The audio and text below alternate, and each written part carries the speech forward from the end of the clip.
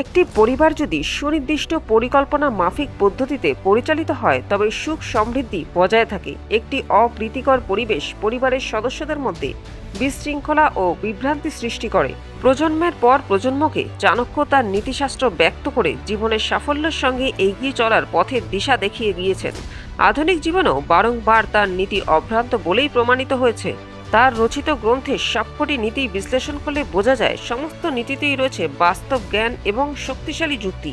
তাই চাণক্যর নীতি অনুসরণ করলে কোনোদিন সুখ ও শান্তির অভাব ঘটে না, লাভ হয় প্রগতিশীল জীবনেও। প্রত্যেক সংস্থার মতো বাড়িতেও একজন নেতা বা প্রধান থাকা গুরুত্বপূর্ণ। ভারতীয় হিসাবে নয়, সারা বিশ্বেই একজন পুরুষ বা মহিলা পরিবারের সদস্যদের প্রধান ও সমস্ত গুরুত্বপূর্ণ সিদ্ধান্ত নেন। একটি পরিবার যদি সুনির্দিষ্ট পরিকল্পনা মাফিক পদ্ধতিতে পরিচালিত হয় তবে সুখ সমৃদ্ধি বজায় থাকে। একটি অপ্রীতিকর পরিবেশ পরিবারের সদস্যদের মধ্যে বিশৃঙ্খলা ও বিভ্রান্তি সৃষ্টি করে।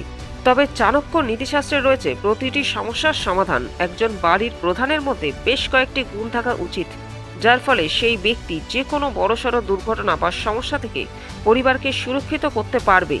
এ ব্যাপারে আচার্য চাণক্য নীতি কি বলছে, আসুন বন্ধুরা তাহলে জেনে নেওয়া যাক। আচার্য চাণক্যর মতে পরিবারের প্রধান এমন একজন হওয়া উচিত যিনি বৈধ প্রমাণ ছাড়া কিছু বিশ্বাস করবেন না। কোনো খবর বিশ্বাস করার আগে তাকে সে ব্যাপারে অবশ্যই নিশ্চিত হতে হবে। তিনি যদি সবাইকে বিশ্বাস করেন তাহলে তা পরিবারের সমস্যা তৈরি করতে পারে। পরিবারের প্রধানকে তাদের খরচ বুদ্ধিমানের সাথে পরিচালনা করতে হবে। যদি তারা অপ্রয়োজনীয় জায়গায় ব্যয় করে তাহলে এটি পরিবারকে একটি আর্থিক সমস্যার মধ্যে ফেলতে পারে, যা পরিবারের জন্য মোটেও ভালো নয়। যদি পরিবারের প্রধান তার অর্থ কিভাবে সঞ্চয় করতে হবে বা পরিচালনা করতে হবে তা জানেন, তাহলে পরিবারে কখনোই অর্থের অভাব হবে না। কঠিন সময়ের মুখোমুখি হওয়ার জন্য অর্থ সঞ্চয় অত্যন্ত গুরুত্বপূর্ণ। যে কোনো সিদ্ধান্ত নেওয়ার সময় পরিবারের প্রধানকে অবশ্যই পরিবারের প্রত্যেক সদস্যকে নিয়ে ভাবতে হবে এবং এমন সিদ্ধান্ত নিতে হবে যাতে কারোর ক্ষতি না হয়।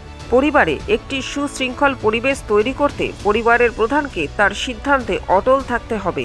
এই 5 গুণ থাকলে তবেই হতে পারবেন পরিবারের প্রধান, আর পরিবারও এদের সঠিক পরিচালনায় সুখ ও সমৃদ্ধিতে ভরে উঠবে। বন্ধুরা, ভিডিওটি ভালো লাগলে লাইক ও কমেন্ট করবেন আর চ্যানেলটিকে সাবস্ক্রাইব করতে ভুলবেন না। আজ এই পর্যন্তই, দেখা হবে পরবর্তী ভিডিওতে। ভালো থাকবেন, ধন্যবাদ।